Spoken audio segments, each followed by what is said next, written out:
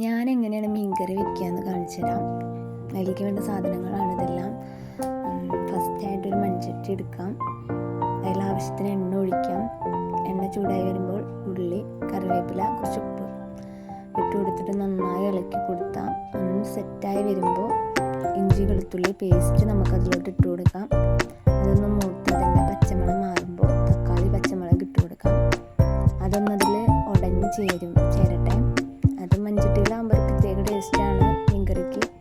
അത് ഉടഞ്ഞ് ചേരുമ്പോൾ നമ്മൾ മല്ലിപ്പൊടി മുളക് പൊടിയൊക്കെ വറുത്ത് അരച്ച് വെച്ച്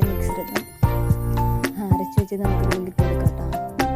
അത് ഒന്ന് തിളച്ച് ഒന്ന് സെറ്റാവുമ്പോൾ കുറുക്കിയിട്ട് അപ്പോഴേക്ക് നമ്മൾ കുറച്ച് പുളി വെള്ളത്തിലിട്ട് വെച്ചത് ആവശ്യത്തിന് പുളി അതിലോട്ട് ചേർക്കാം. കുടംപുളി ഇവിടെ ഇല്ല കേട്ടോ, എനിക്ക് ഇഷ്ടമല്ല.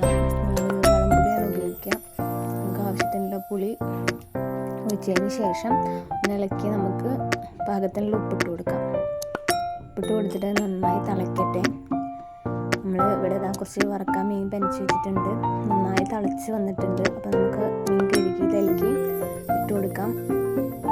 നന്നായിരിക്കും, സൂപ്പറായിരിക്കും. മൺകലത്തിൽ മീൻകറി വെച്ച അടിപൊളിയാണ് കേട്ടോ. അതിൽ മീനൊക്കെ ഇട്ട് കഴുകി വൃത്തിയാക്കി മീനിട്ട് കൊടുത്ത് അത് നന്നായിട്ടൊന്ന് വെവട്ടെ.